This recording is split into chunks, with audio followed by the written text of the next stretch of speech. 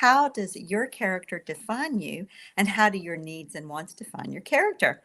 I'm Kathleen Wiley, a Jungian psychoanalyst in North Carolina, and I am here with Deborah Henson-Conant, a composer, a mentor, a coach, a creative. We both play the harp, and that's why we call this Jung at Harp. Almost every week we come together with the question that we explore and discover through the magic of conversation. And we invite you into that conversation if you are listening live through the platform you're watching on. If you make comments, if technology works right and we work right, then we'll get to see those comments and they will become a part of our conversation. So, Deborah, do you want to talk about character? I do. And I just want to say that, I kind of had this epiphany this morning that, what are Kathleen and I doing here? Like, why is it so important for us we have this impulse to have these conversations? And it's so different from, giving advice. It's not like I'm coming here asking for advice or we're answering questions about something we know about. But one of the things that we discovered about each other when we first met was how powerful communication and conversation is in our Mhm. lives, and how much we love to explore and discover through truly, it seems magical in action, because we can come with a question to each other and explore that question and learn things that we would Mhm. think we didn't know before we came to that question. And so we're always trying to come up with a question that is going to be something open enough that we can really explore it together and with you. And one of the reasons I chose this platform is because it is interactive. We can put comments in and we actually can see them. So with that, we wanted to explore this morning. We're exploring the strings of passion. We're exploring what each of us are teaching and exploring. So Kathleen has the embodiment circle, and I probably have the full name wrong. What is it? Oh, well, you can find information at onlinesacredcircles.com, but it is an Okay. embodiment circle. Yeah. Okay, so onlinesacredcircles.com, and I'm teaching through my academy. Specifically, I'm teaching about creative resonance and the 7 strings of passion, the 7 principles that I've discovered that break down the creative process to get you from impulse to liftoff. And so we're looking at, like, why are we doing this? I mean, in a sense, we're breaking down human expression so that we can be more authentically self-expressed. And so some of the questions that we're looking at today are: how do your wants and needs define your character? How do we allow ourselves full expression of the human experience so that we're actually connecting together when we talk? And what do you want to express through your character? To have full relationships, you need access to the full range of character in your self-expression. How do we do that? And we're going to do all that in the next 20 to 25 minutes. And so this came up in part because so I've written this musical called The Golden Cage, and it has these 2 characters who came to me when I was a teenager. And one of them is a flying bird person who's been looking for this golden cage that is this place of belonging his entire life, or her entire life. The characters aren't gendered. And then there's a character who is inside that very cage and can't get out, because the cage is irresistible from the outside and inescapable from the inside.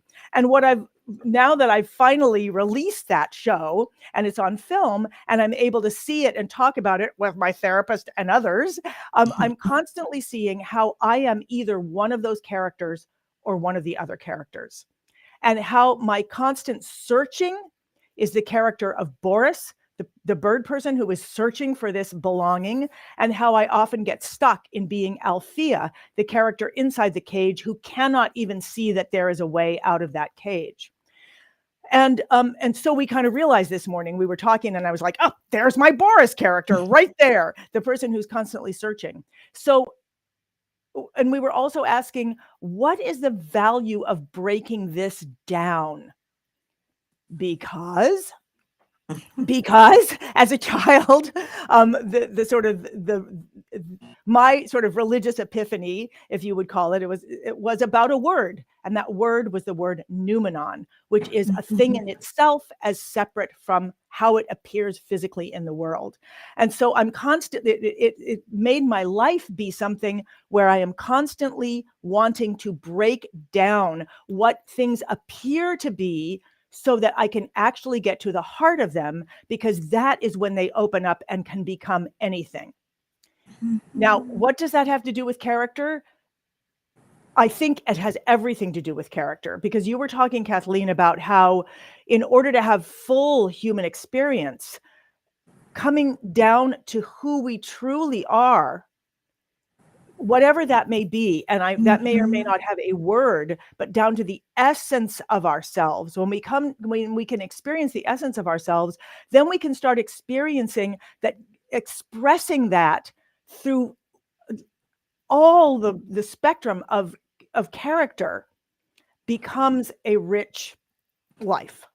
You know, as you're as you're talking, I'm thinking, I'm wishing I'd pulled up the word character in the dictionary to read the different meanings of character, because I'm suddenly having this it kind of broadening of the vision of the conversation, and that the different meanings of what is character, because in you know, in the golden cage there are these characters that express certain wants and needs and desires, which also give rise to fears and moments of joy. And I'm thinking about how in the analytic world, uh, Wilhelm Reich talked about character structures, that there are 5 innate character structures that the human psyche will take, that are like the skeleton structure through which one then experiences one's own internal processes as well as the outside world. Wait, are you So, going to tell us those? What are they? I'm like on the well, edge of my seat. I, You're talking about 2 things I love, character and structure, yeah. together. Yeah, so let's do that another time, because that will sidetrack today's conversation. I'm sorry. Well, I mean, I can tell you there. I mean, but it will sidetrack. Okay, all right, I can handle it. I'll go look it up. Yeah, but I think what triggered me to that was when you mentioned the numinosum, and we got to talking about the essence, and that for me, Jungian psychology I do with people, it's always about being present in a way that wants to see, hear, experience, discern with them. What's the truth of who they really are in this moment in time? And that not get stuck in any one character, because any one character like Boris or Althea are only a part of the whole of the human psyche we are. And that we need to be able to both identify the needs, wants, and fears of these various characters, energy states in us that very much are tied to our needs and our wants. Again, we can look at Althea and Boris as an example, but that one of them alone is not the whole of our essence. It has a bit of the essence. We might say it has a drop of the essence, but it's not the whole pool of our essence. And so that when we start thinking about how does character define you, character can define you in a way too limited way, or character can help you expand into the whole of who you are by engaging with the multiplicity of characters inside of you. As you're saying that, I'm realizing, so for people who don't know the golden cage, the 2 characters are basically 2 sides of myself. One was the side that is looking for security, and the other side is the side that's looking for freedom. But as you were talking, Kathleen, I was thinking, wow, so in music, part of what powerful about music, and part of why it is so important to be able to get your hands on it at your technical level, whatever that is once you are engaging that the instrument or whatever you're singing is now an extension of you at any level, literally one note or other, then you can start to express character. And if you look at music, most music, but let's say you look at Debussy or Mahler or something, you will see a lot of notes on the page, but you will see a lot of writing on the page that talks about the character of the music. And one thing I'm realizing that music allows us, and dancing does this too, and any kind of art, it allows us to explore that character, those different character. You can switch on a dime. And I just realized, as you said that clearly I've been fascinated with that all my life, because I'm looking, as you were speaking, I was thinking about Baroque flamenco, which is sort of the piece that of mine that's most well known. It's a concerto, it's a solo piece, and it is about two different characters engaging, and the one character, not even two different specific characters, but the character of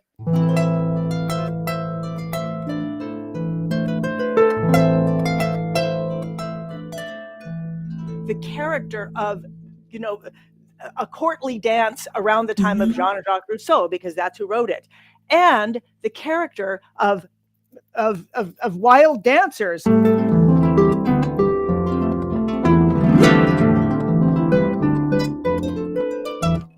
So these two things keep alternating back and forth, and then eventually, well, I mean, I've written it out a certain way, but as I'm speaking to you, I'm thinking, wow, I have only begun to explore what I could be exploring with this piece and with other pieces about character.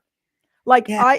it's kind of gotten caught, or I mean, it's beautiful. I mean, it's fun, and it's really fun to play between, hello, I am very stately and I'm crazy. It lets me, and when I developed the piece that way, it was because I wanted to experience that character.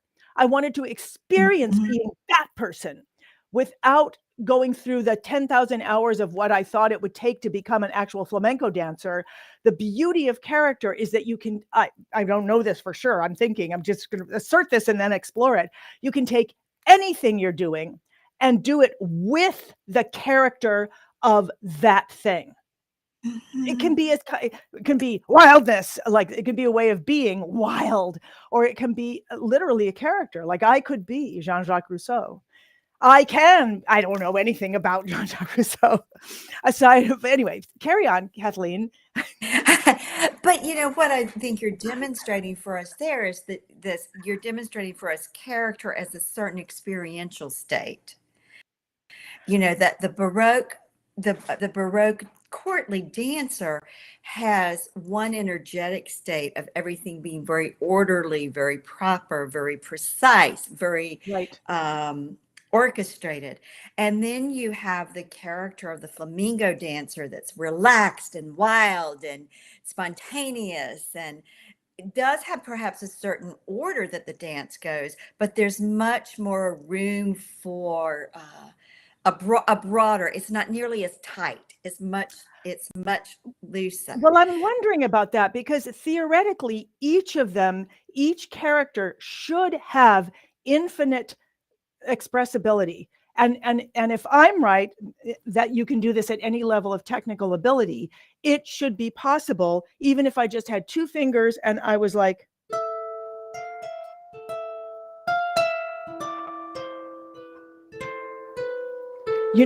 like the character should be infinitely embodiable from whatever technical ability you have.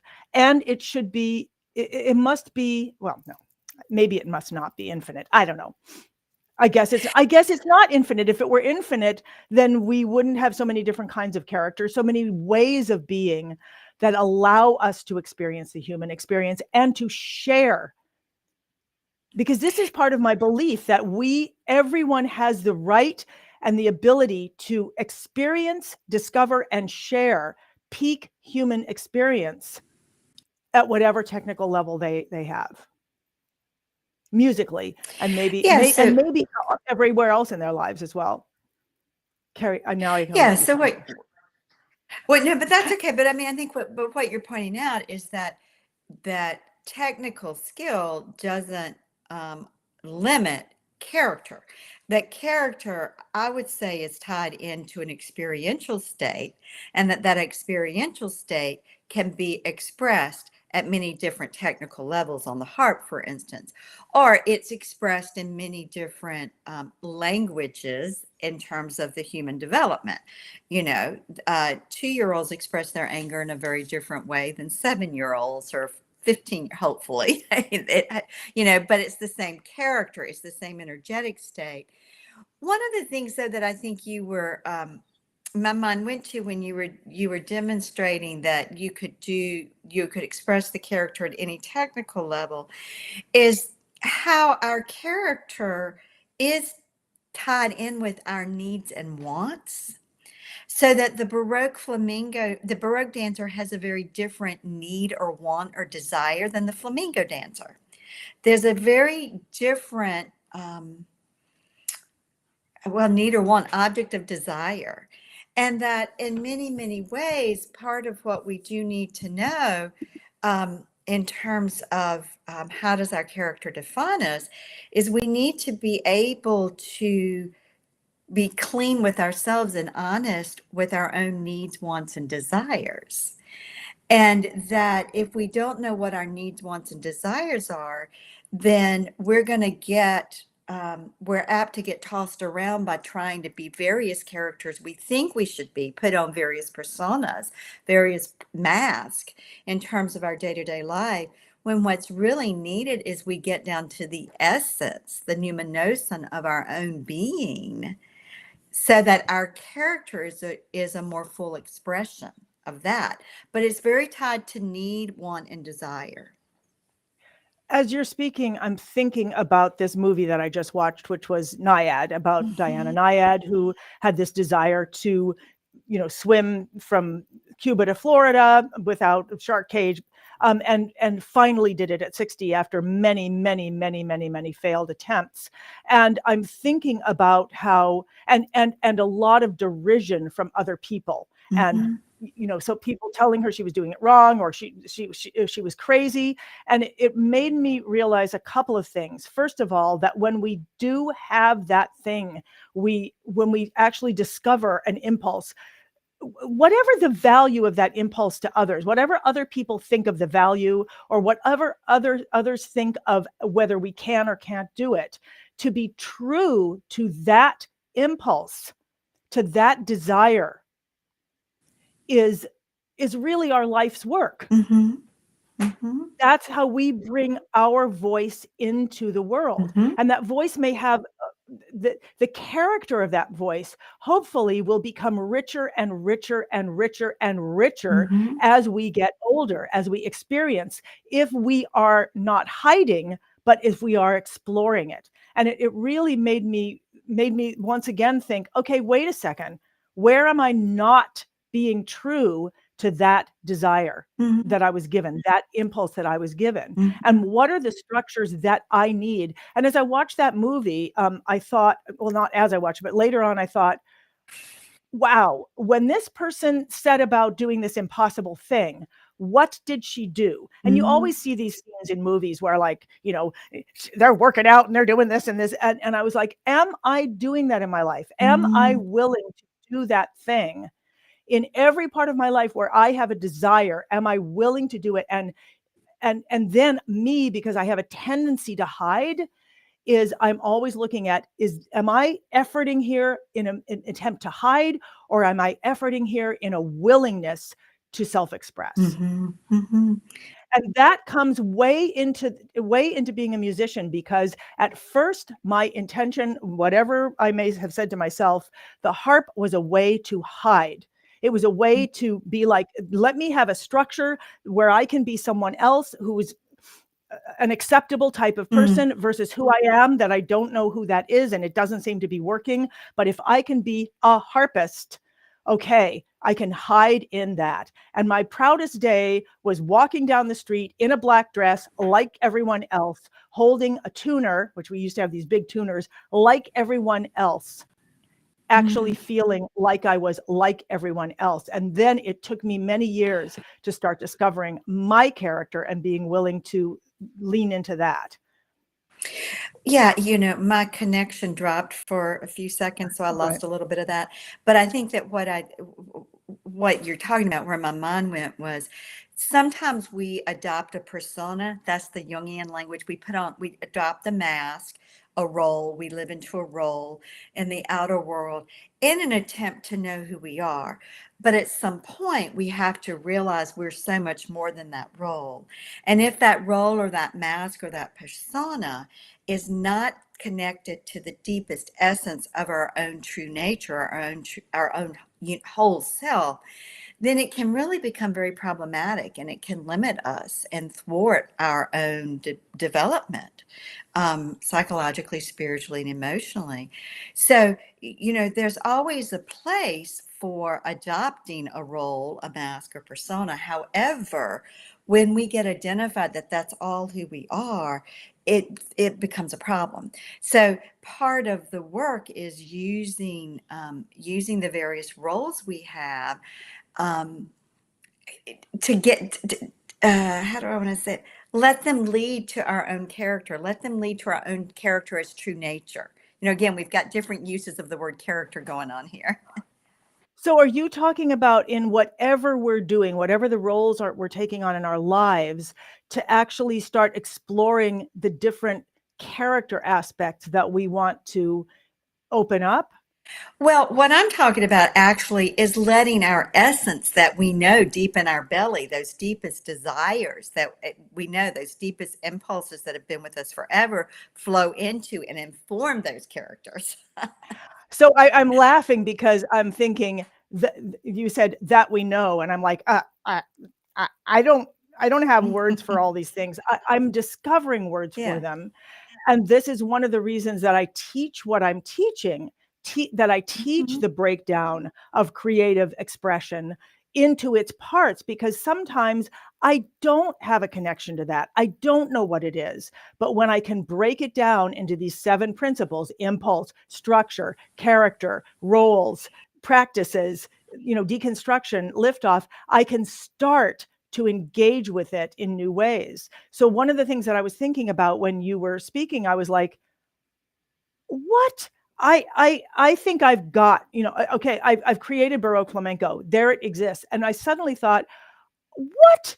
It's a gym. It's a playground. I could be using that structure of that piece or any piece that I play to be exploring character at a level beyond what I've ever experienced, both musically and in my life and with other people. I mean, every time, once I have a piece of music or a book or whatever, it's an opportunity. And I was just thinking about this Diana Nyad movie again, because there was like the achievement of the thing.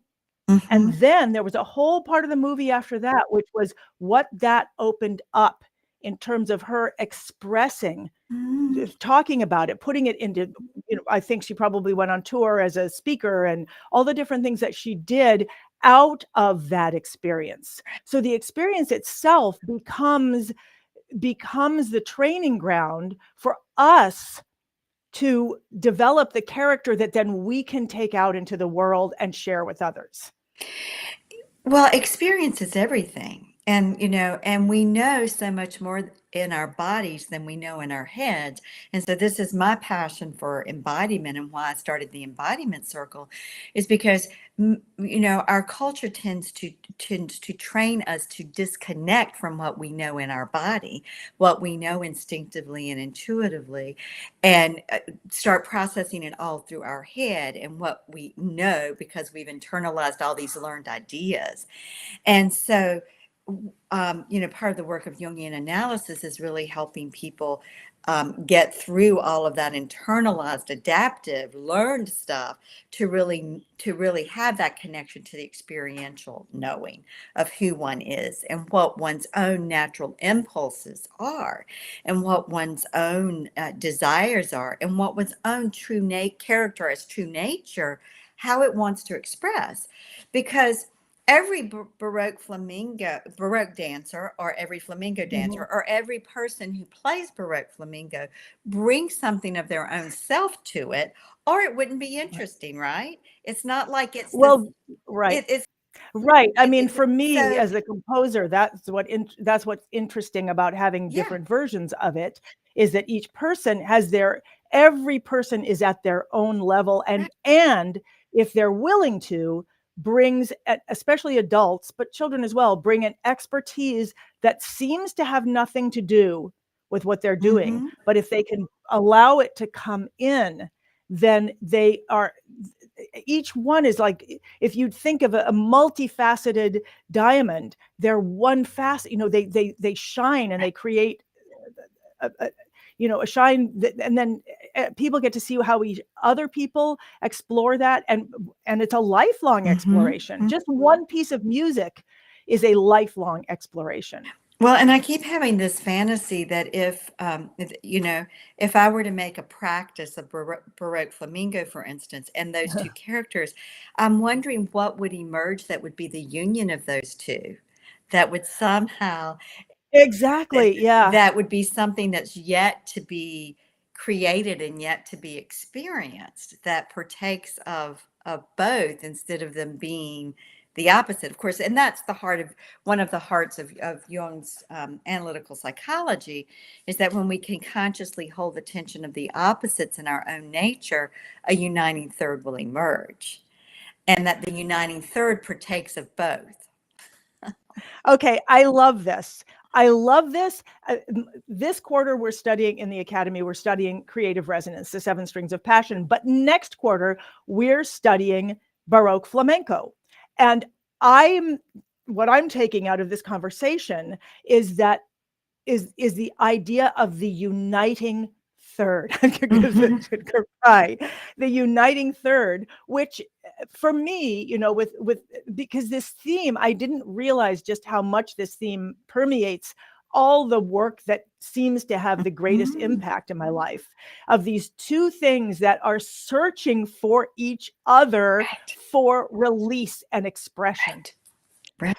and how we get the opportunity to search through a piece of music or search through Mhm. a play, and we can bring that search to every part of our Mhm. lives. Mhm. I don't know how to do that. I never thought of it until just this moment as you described it, Right. but I just realized I had that opportunity in the next quarter of the Academy to discover Mhm. through those two sides. Right. And I usually call that quarter grounded expansion, because we ground in one of the simpler parts, what I thought was the simple part, and expand into the other. But in fact, it's those two. Mhm. What is the character of each? How do we allow that to open up who we truly are Right. to ourselves and others? Mhm. Absolutely. Wow. Wow. And we can do that through the practice of music, but we can also do that through so many other practices, like food or clothing or whatever. Or breathing or doing a body scan, to open up to that which is yet to be known, or that which is making itself known to us in the moment about our own experience or about the piece of music or the dish in the kitchen. Okay, so let's see. We have 2 minutes. Mhm. Can you tell us how we would do that with a body scan? Can you just Yeah, take us because through that and the breathing?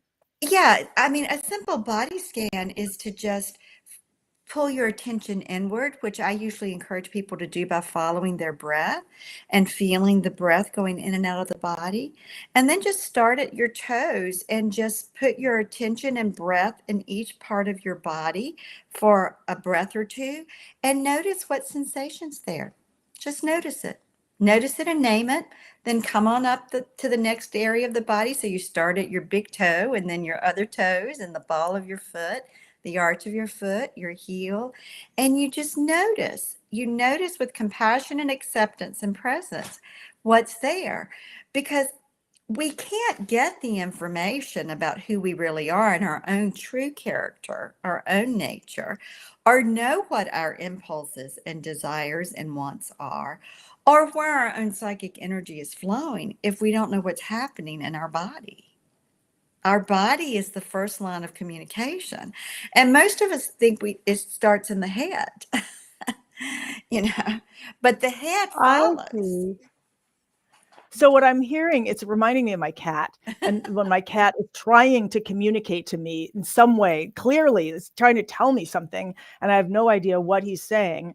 And I'm thinking my body is probably doing the same. Yes. There's a physical being here that wants to communicate, and I'm just not even aware of it. And I was thinking as you were speaking, I didn't think this, but I noticed, oh, there was a character. As I went up my legs, I was like, oh, my legs feel strong. That's a character that could inform other parts of me.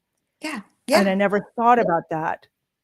Yeah. Wow. Okay. Well, Kathleen, I feel like I'm coming out of this conversation with so much possibility of how to explore this and how to explore my own character. And so I thank you as always, and thank you for everyone who was here watching. We can see you, and whether you give comments or not, it's so wonderful to know that you're part of this conversation and part of conversation in general about these things. And so I encourage you to go out and have your own conversations about this and let us know what you discover through that exploration. And Kathleen, I look forward to seeing you here next week for chapter 143 of Jung at HARP. Okay. Thank you so much. Okay, everybody. Bye-bye, and see you next week.